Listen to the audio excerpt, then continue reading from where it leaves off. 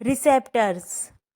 Receptor का literature पढ़ने से पहले हम आपको ये बता चुके हैं कि रिसेप्टर का यूज़ कहाँ और क्यों होता है। चलिए फिर से इसे एक एग्जाम्पल के माध्यम से समझते हैं। यह एक सेल है जिसे हम सेल ए नाम दे रहे हैं और यह एक दूसरी सेल है जिसे हम सेल बी नाम दे रहे हैं। हम इन दोनों में सेल डिवीज़न कराएंगे। सेल ए के पास सेल डिवीज़न से रिलेटेड कुछ इन्फॉर्मेशन है जो वो सेल बी को बताना चाहता है, जिसे वह सिग्नल मॉलिक्यूल्स के रूप में सिक्रीट कर रहा है। अब ये सिग्नल मॉलिक्यूल्स को वह सेल बी तक कैसे पहुंचाए? तो सेल बी के पास इन सिग्नल मॉलिक्यूल्स को लेने के लिए कुछ रिसेप्टर्स लगे होते हैं। यह सिग्नल मॉलिक्यूल्स रिसेप्टर से बाइंड होकर सेल बी तक पहुंचते हैं और यही रिसेप्टर फिर बाद में सेल बी को रिस्पॉन्स करने के लिए प्रेरित करता है।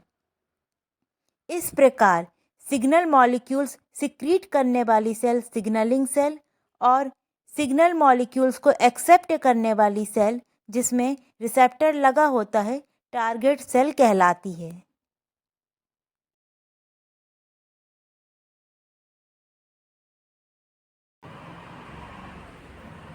रिसेप्टर्स टू टाइप के होते हैं। पहला सेल सरफेस रिसेप्टर और दूसरा intracellular receptor. Cell surface receptor hydrophilic signal molecules के लिए यूज़ किए जाते हैं। हाइड्रोफिलिक का मतलब है वाटर लविंग, यानी वाटर में सॉल्यूबल सिग्नल मॉलिक्यूल्स के लिए सेल सरफेस रिसेप्टर का यूज़ होता है, जो कि प्लाज्मा झिल्ली के आउटसाइड पर पाए जाते हैं। इन हाइड्रोफिलिक सिग्नल मॉलिक्यूल्स को सेल सरफेस रिसेप्टर के साथ बाइंड करने के बाद रिसेप्टर मॉडिफाई हो जाता है और टारगेट सेल को सिग्नल देता है कि वह रिस्पॉन्स दे। तो हाइड्रोफिलिक सिग्नल मॉलिक्यूल्स के लिए सेल सरफेस रिसेप्टर का यूज़ किया जाएगा और ये टारगेट सेल को रिस्पॉन्स देने के लिए प्रेरित करेंगे। अब बात आती है इंट्रासेलुलर रिसेप्टर की। इससे जो सिग्नल मॉलिक्यूल्स बाइंड होते हैं वो हाइड्रोफोबिक होते हैं। हाइड्रोफोबिक सिग्नल मॉलिक्यूल्स के लिए इंट्रासेलुलर रिसेप्टर का यूज़ किया जाता है। हाइड्रोफोबिक का मतलब है, हाइड्रो मतलब वाटर, जो वाटर से हेट करते हैं। ये सिर्फ लिपिड में घुलनशील होते हैं। जैसे हाइड्रोफिलिक वाटर सॉल्यूबल होते हैं, पानी में घुलनशील, वैसे हाइड्रोफोबिक वाटर में घुलनशील नहीं होते, ये लिपिड में घुलनशील होते हैं। तो ऐसे सिग्नल मॉलिक्यूल्स के लिए इंट्रासेलुलर रिसेप्टर का यूज़ किया जाता है, ये उनसे जाकर बाइंड होते हैं। तो हाइड्रोफोबिक सिग्नल मॉलिक्यूल सबसे पहले एक कैरियर प्रोटीन के साथ बाइंड होगा, इसलिए क्योंकि जो हाइड्रोफोबिक है वो वाटर से हेट करता है, तो इन सिग्नल मॉलिक्यूल्स को कोई नुकसान ना पहुँचे, इसलिए ये प्रोटीन से बाइंड हो जाते हैं और फिर आसानी से टारगेट सेल तक पहुँच जाते हैं। लेकिन जैसे ये टारगेट सेल के पास पहुँचते हैं, कैरियर प्रोटीन इनसे अलग हो जाता है, इन सिग्नल मॉलिक्यूल से अलग हो जाता है। उसके बाद ये सिग्नल मॉलिक्यूल्स प्लाज्मा मेम्ब्रेन में इंटर करते हैं और प्लाज्मा मेम्ब्रेन के अंदर का जो पार्ट होता है ज़्यादातर प्रोटीन और लिपिड से बना होता है। तो ये आराम से वहाँ पर प्लाज्मा मेम्ब्रेन के अंदर आ जाते हैं और प्लाज्मा मेम्ब्रेन के अंदर जाने के बाद ये टारगेट सेल की न्यूक्लियस या साइटोसॉल में जो रिसेप्टर पाया जाता है, इंट्रासेलुलर रिसेप्टर, उनसे जाकर बाइंड हो जाते हैं और फिर रिसेप्टर मॉडिफाई हो जाता है और टारगेट सेल को रिस्पॉन्स देने के लिए प्रेरित करता है। रिसेप्टर मेनली प्रोटीन या ग्लाइकोप्रोटीन से बने होते हैं। हार्मोन्स एवं उनके रिसेप्टर। हार्मोन्स के ज़्यादातर रिसेप्टर इंट्रासेलुलर रिसेप्टर होते हैं, जो कि टारगेट सेल में इनकी लोकेशन साइटोसोल या न्यूक्लियस में स्थित होती है। इसमें स्टेरॉयड हार्मोन्स जैसे कॉर्टिकोस्टेरॉयड, सेक्स स्टेरॉयड और विटामिन डी जैसे हार्मोन्स आते हैं। नॉन स्टेरॉयड हार्मोन्स में थायराइड हार्मोन्स, रेटिनोइक एसिड शामिल हैं। सभी intracellular receptor nuclear receptor super family से रिलेटेड हैं। सेल के अंदर intracellular receptor ligand complex responsive gene की एक्टिविटी को कंट्रोल करता है। मतलब सेल के अंदर जो इंट्रासेलुलर रिसेप्टर लिगेंड कॉम्प्लेक्स होता है वो रिस्पॉन्सिव जीन की एक्टिविटीज़ को कंट्रोल करता है। कौन? Intracellular receptor ligand complex. अब तक जिन रिसेप्टर्स का पता लग चुका है उनकी सीक्वेंस सिमिलरिटी के माध्यम से एक लार्ज नंबर में न्यूक्लियर रिसेप्टर की पहचान की गई है। अब तक जो भी रिसेप्टर्स का हमने पता लगाया है उनकी सीक्वेंस की सिमिलरिटी को देखकर एक लार्ज नंबर में न्यूक्लियर रिसेप्टर को रिकॉग्नाइज किया गया है, उनकी पहचान की गई है। लेकिन नेचुरल लिगेंड की पहचान नहीं की गई। अभी तक हमने सिर्फ रिसेप्टर का पता लगाया है, किसी नेचुरल लिगेंड का पता अभी नहीं चला है। इन न्यूक्लियर रिसेप्टर को न्यूक्लियर ऑर्फन रिसेप्टर के नाम से जाना जाता है। Nuclear receptor NRS highly conserved transcription factor की एक फैमिली है। किसकी फैमिली है nuclear receptor? Highly conserved transcription factor की एक पूरी फैमिली की तरह है न्यूक्लियर रिसेप्टर, जो कि इंट्रासेलुलर रिसेप्टर का ही दूसरा नाम है, उसका एक पार्ट है। जो स्मॉल लिपोफिलिक सिग्नल मॉलिक्यूल्स, जो हमारे लिपोफिलिक सिग्नल मॉलिक्यूल्स होते हैं, उनके रिस्पॉन्स में ट्रांसक्रिप्शन को रेगुलेट करता है। ठीक है, लिपोफिलिक सिग्नल मॉलिक्यूल्स के रिस्पॉन्स में, यानी कि किसी लिपोफिलिक सिग्नल मॉलिक्यूल्स की जब कोई प्रतिक्रिया होती है तो उस प्रतिक्रिया को ये ट्रांसक्रिप्शन के रूप में रेगुलेट करते हैं। ये एनिमल किंगडम के सर्वव्यापी और अद्वितीय फैक्टर हैं। Nuclear receptor regulatory transcription factor के रूप में काम करता है। अभी हमने पढ़ ही चुके हैं कि ये ट्रांसक्रिप्शन को रेगुलेट करता है, इसलिए nuclear receptor regulatory transcription factor के रूप में काम करता है। और ऐसे न्यूक्लियर रिसेप्टर जो रेगुलेटरी DNA सीक्वेंस के साथ बाइंड होते हैं, ठीक है, उन्हें रिस्पॉन्स एलिमेंट कहा जाता है। ऐसे न्यूक्लियर रिसेप्टर जो कि रेगुलेटरी DNA सीक्वेंस के साथ बाइंड होंगे वो रिस्पॉन्स एलिमेंट कहलाएंगे। अब इन रिस्पॉन्स एलिमेंट, जिन्हें प्रतिक्रिया तत्व कहा जाता है, के साथ बाइंड होने वाले हार्मोन्स रिसेप्टर के नाम, पहला मोनोमर्स जैसे स्टीरॉयडोजेनिक फैक्टर 1 रिसेप्टर, होमोडीमर्स जैसे स्टेरॉयड रिसेप्टर्स, हेटेरोडीमर्स जैसे retinoic acid receptor, thyroid hormone receptor और vitamin D receptors. Nuclear receptors के कार्य, न्यूक्लियर रिसेप्टर्स के क्या क्या फंक्शन होते हैं उनको देख लेते हैं। टारगेट जीन्स में रिस्पॉन्स एलिमेंट से जुड़े जीन एक्सप्रेशन को नियंत्रित करते हैं। ठीक है, टारगेट जीन्स में रिस्पॉन्स एलिमेंट से बाइंड जीन एक्सप्रेशन को ये रेगुलेट करते हैं। और यह क्रोमेटिन को मॉडिफाई करने वाले अनेकों एक्टिवेटर कॉम्प्लेक्स को शामिल करते हैं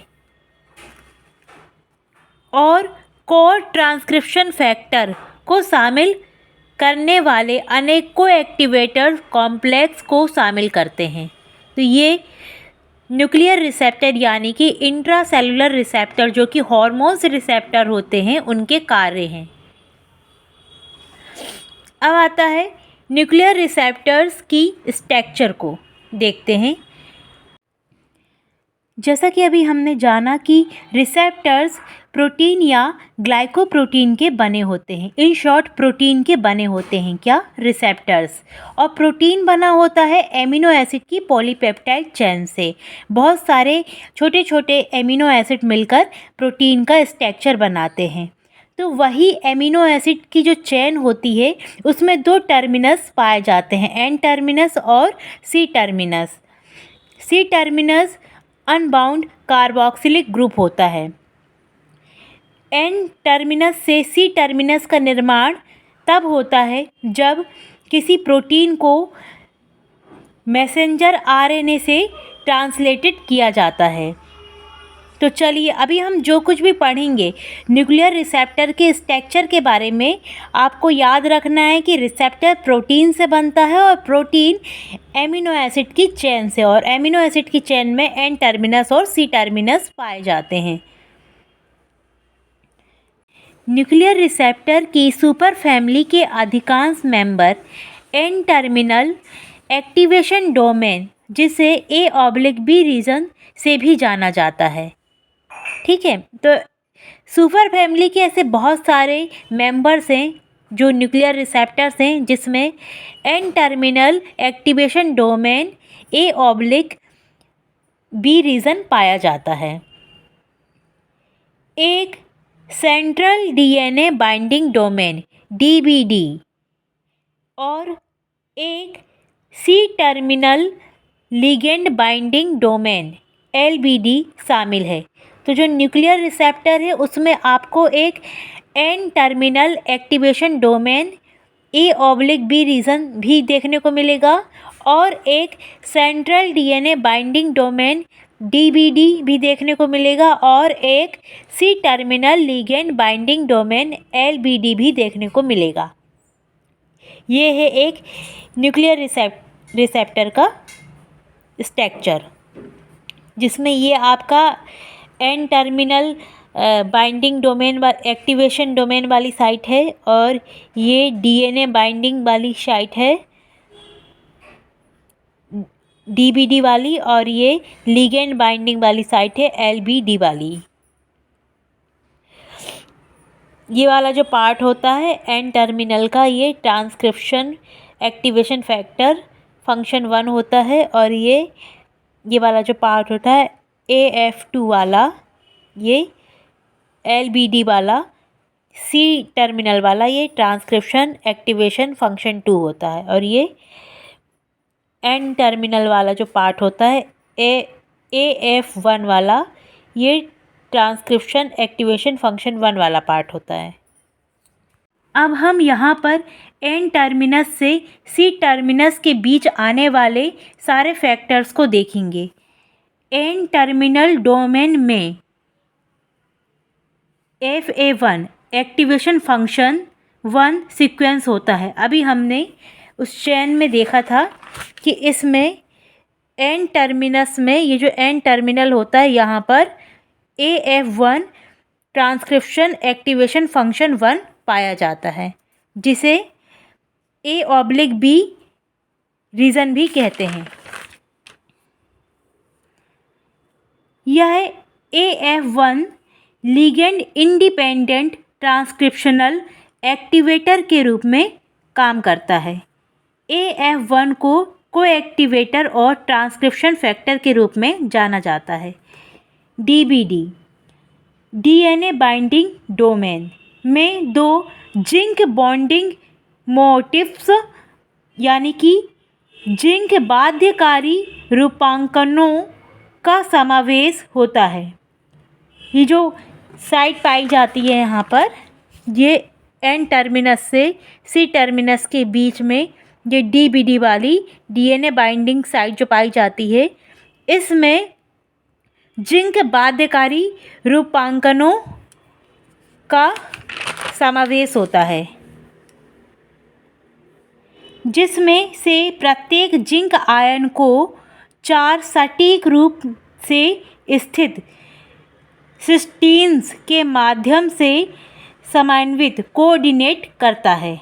ठीक है, जिसमें प्रत्येक जिंक जो होता है प्रत्येक आयन को 4 सटीक रूप में स्थित सिस्टीन के माध्यम से कोऑर्डिनेट करता है। LBD ligand binding domain. LBD ligand binding के लिए रिस्पॉन्सिबल होता है। इसमें डोमेन में ligand regulated AF2 activation function 2 sequence भी शामिल होता है। ठीक है, अभी यहाँ पे हमने देखा था कि ये देखिए, ये जो लिगेंड बाइंडिंग डोमेन होता है इसमें AF2 एक्टिवेशन फंक्शन 2 भी पाया जाता है। ये जो ट्रांसक्रिप्शन फैक्टर है,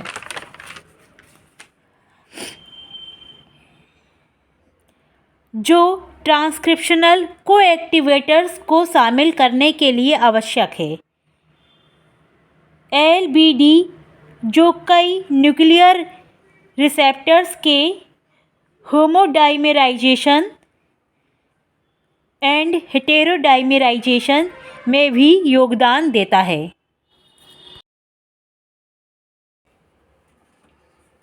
स्टेरॉयड हार्मोन्स, जो हमारा मेन स्टेरॉयड हार्मोन है जो कि इंट्रासेलुलर रिसेप्टर के साथ बाइंड होता है। इंट्रासेलुलर रिसेप्टर जो साइटोसोल में पाए जाते हैं उनके बारे में जानेंगे। स्टेरॉयड हार्मोन के रिसेप्टर साइटोसोल में स्थित होते हैं। आप डायग्राम में देख ही रहे होंगे कि इनके जो रिसेप्टर हैं वह प्लाज्मा मेम्ब्रेन के अंदर इन साइट पर साइटोसोल में प्रेजेंट है। साइटोसोल वह पार्ट होता है जहाँ पर सारे ऑर्गेनेल्स बिखरे हुए रहते हैं। साइटोसोल में यह रिसेप्टर हीट शॉक प्रोटीन के साथ कॉम्प्लेक्स बनाकर निष्क्रिय रूप में रहते हैं। आप ये देख रहे होंगे कि इस रिसेप्टर के साथ हीट शॉक प्रोटीन HSP भी जुड़ा हुआ है जो कि निष्क्रिय फॉर्म में है, इनएक्टिव फॉर्म में है। जैसे ही लिगेंड रिसेप्टर के साथ बाइंड होता है, जैसे ये हमारे स्टेरॉयड हार्मोन्स जो कि लिगेंड हैं ये रिसेप्टर के साथ बाइंड होते हैं तो हीट शॉक प्रोटीन आइसोलेट हो जाता है, अलग हो जाता है और लिगेंड का साइटोसोल से न्यूक्लियस में ट्रांसलोकेशन हो जाता है। डायग्राम में देखिए, न्यूक्लियस में लिगेंड रिसेप्टर कॉम्प्लेक्स पाया जाता है। यह रिसेप्टर का DNA बाइंडिंग डोमेन, रिसेप्टर में जो रिसेप्टर क्या है, प्रोटीन से बना हुआ है और इस रिसेप्टर में DNA बाइंडिंग डोमेन पाया जाता है। इस DNA बाइंडिंग डोमेन के साथ एक स्पेसिफिक हार्मोन रिस्पॉन्स एलिमेंट जुड़ जाता है, यानी कि हार्मोन प्रतिक्रिया तत्व जुड़ जाता है। अब जैसे ही रिसेप्टर का DNA binding domain hormone response element के साथ जुड़ता है, वैसे ही स्टेरॉयड रिसेप्टर होमोडाइमर्स के रूप में 3 न्यूक्लियोटाइड स्पेसर सीक्वेंस द्वारा इन्वर्ट रिपीट्स को बांधते हैं, उल्टे दोहराव को बांधते हैं। एक हार्मोन रिस्पॉन्स एलिमेंट HRE एक सिस एक्टिंग रेगुलेटरी DNA सीक्वेंस है। एक हार्मोन्स रिस्पॉन्स एलिमेंट एक सिस एक्टिंग रेगुलेटरी DNA सीक्वेंस होता है जो एक रेगुलेटरी ट्रांसक्रिप्शन फैक्टर को हाई एफिनिटी के साथ रिकॉग्नाइज करता है या पहचानता है। किसको पहचानता है? ये हाई एफिनिटी के साथ रेगुलेटरी ट्रांसक्रिप्शन फैक्टर को पहचानता है। कौन? Hormones response element high affinity के साथ रेगुलेटरी ट्रांसक्रिप्शन फैक्टर को पहचानता है या रिकॉग्नाइज करता है। अब इस हार्मोन्स रिस्पॉन्स एलिमेंट में 2 सर्वसम्मत कॉन्सेंसस हाफ साइड्स पाई जाती हैं, हेक्सामेरिक हाफ साइड्स पाई जाती हैं। चलिए देखते हैं कि रिस्पॉन्स एलिमेंट को किन 3 तरीकों से पहचाना जाता है। पहला, जो हाफ साइट होती है, हाफ साइट में बेस पेयर का सीक्वेंस देखा जाता है, हाफ साइट के बीच बेस पेयर की संख्या देखी जाती है और हाफ साइट के सापेक्ष अभिविन्यास ओरिएंटेशन को देखा जाता है। इस प्रकार से एक रिस्पॉन्स एलिमेंट की पहचान होती है। चलिए अब डायग्राम में थायराइड हार्मोन रिसेप्टर को देखिए। स्टेरॉइड हार्मोन रिसेप्टर प्रोटीन के विपरीत थायराइड हार्मोन रिसेप्टर उनके लिगेंड यानी कि जो थायराइड हार्मोन होता है, जो कि सिग्नल मॉलिक्यूल है, लिगेंड है, की अनुपस्थिति में भी डीएनए से जुड़े न्यूक्लियस में स्थित होते हैं। इसके रिस्पॉन्स एलिमेंट में 2 हाफ साइट होती हैं। थायराइड हार्मोन रिसेप्टर केवल हाफ साइट में से एक साइट को बांधता है। इसमें भी 2 हाफ साइट्स होती हैं, लेकिन थायराइड हार्मोन केवल एक ही हाफ साइट को अपने आप से बांधता है। अन्य DNA half site retinoid x receptor RXR से जुड़ती हैं। रिसेप्टर TR यानी कि थायराइड रिसेप्टर और retinoid x receptor hormone receptor element के 2 डीएनए हाफ साइट्स से जुड़ते हैं। जो डीएनए रिस्पॉन्स एलिमेंट है उसके 2 डीएनए हाफ साइट से जुड़ते हैं, थायराइड रिसेप्टर और रेटिनॉइड एक्स रिसेप्टर। तो 2 रिसेप्टर एक हेटेरोडाइमर बनाते हैं। ऐसा करने पर 2 रिसेप्टर्स एक हेटेरोडाइमर का फॉर्मेशन करते हैं। थायराइड हार्मोन लिगेंड की अनुपस्थिति में थायराइड रिसेप्टर कॉर्पोरेशन प्रोटीन को शामिल करते हैं, जो जीन ट्रांसक्रिप्शन को रोकते हैं। अगर थायराइड हार्मोन लिगेंड अनुपस्थित होता है तो जो थायराइड रिसेप्टर होते हैं वो कॉर्पोरेशन प्रोटीन को शामिल करते हैं, जो कि क्या करता है, जीन ट्रांसक्रिप्शन को रोक देता है। हालांकि थायराइड रिसेप्टर और रेटिनॉइड एक्स रिसेप्टर डीएनए से बंधे होते हैं। यहाँ पर हार्मोन रिस्पॉन्स एलिमेंट इनहिबिटेड होता है, यानी कि हार्मोन रिस्पॉन्स एलिमेंट जो हार्मोन प्रतिक्रिया तत्व होता है वह बाध्य होता है, रुका हुआ होता है। जब थायराइड रिसेप्टर अपने लिगेंड से जुड़ता है तो कॉर्पोरेशन प्रोटीन को हटा दिया जाता है। जैसे ही देखो, जब थायराइड रिसेप्टर के पास लिगेंड नहीं होते तो कॉर्पोरेशन प्रोटीन जुड़ा रहता है, और जैसा ही थायराइड रिसेप्टर के पास लिगेंड आते हैं कॉर्पोरेशन प्रोटीन को हटा दिया जाता है और उसे प्रोटियोसोम द्वारा डिग्रेड किया जाता है।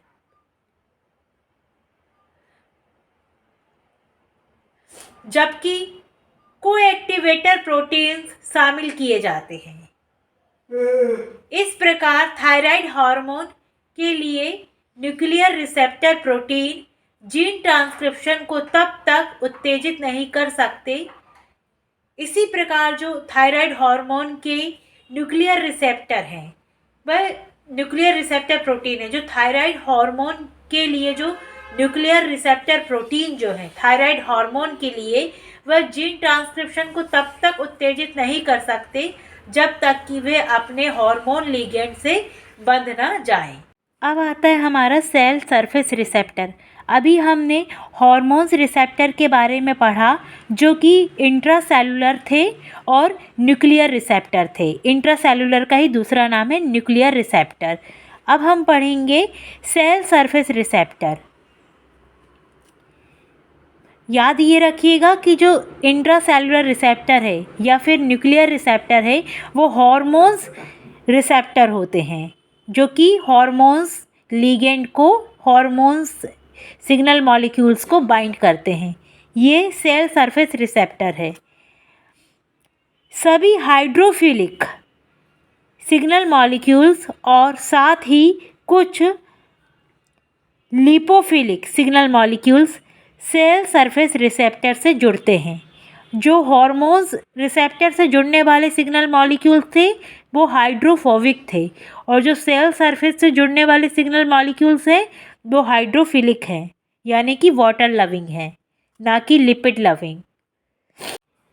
ये cell surface receptor extracellular ligand binding की प्रोसेस को, जो एक्स्ट्रा सेलुलर लिगेंड बाइंडिंग की प्रोसेस होती है उसको इंट्रा सेलुलर सिग्नल में परिवर्तित कर देते हैं, और किसके रूप में कार्य करते हैं?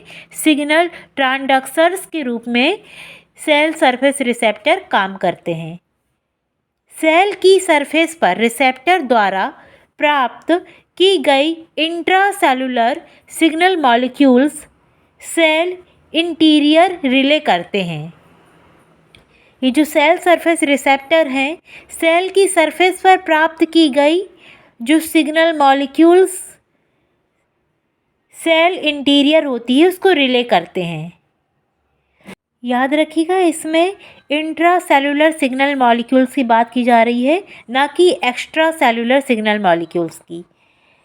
इंट्रा सेलुलर सिग्नलिंग की घटना रिजल्टिंग चैन अंततः प्रभावकारी प्रोटीन इफेक्टर प्रोटीन को बदल देती है या मॉडिफाई कर देती है। अब हम सेकेंड मैसेंजर की बात करेंगे। अभी तक हम जो कुछ भी पढ़ रहे थे वो फर्स्ट मैसेंजर के अंतर्गत आ रहा था, जो भी सिग्नल मॉलिक्यूल्स के बारे में पढ़ रहे थे। अब हम सेकेंड मैसेंजर की बात करेंगे।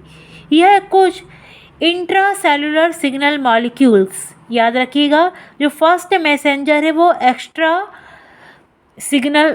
सेलुलर सिग्नल मॉलिक्यूल्स के लिए यूज़ किया जाता है, और जो सेकंड मैसेंजर टर्म है ये इंट्रा सेलुलर सिग्नल मॉलिक्यूल्स के लिए यूज़ किया जाता है, और ये बहुत इंपॉर्टेंट भी है। Second messengers intra cellular signal molecules small chemical होते हैं।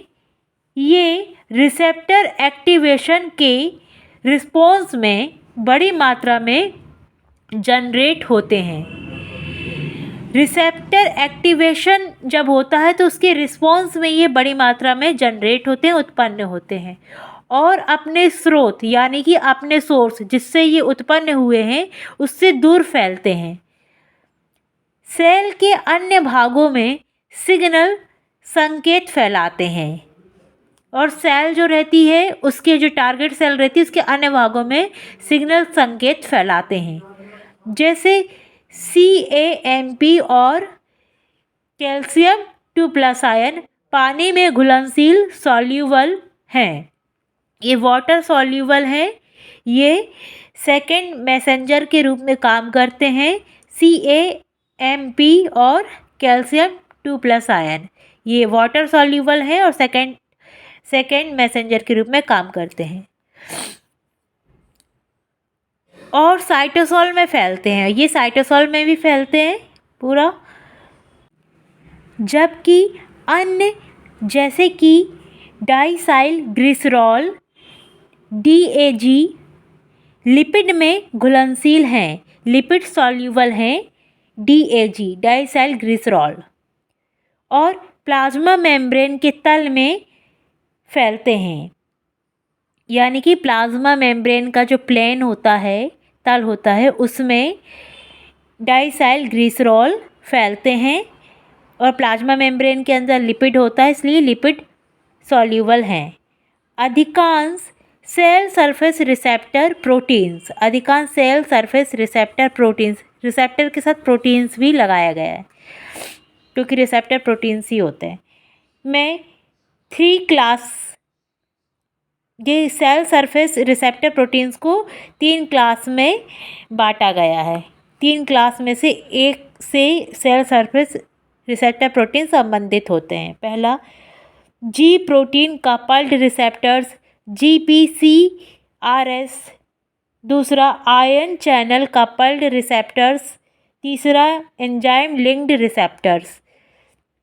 ये तीनों ही CSIR के पॉइंट ऑफ व्यू से इम्पोर्टेंट है, जिसे हम नेक्स्ट वीडियो में पढ़ेंगे। Thanks for watching.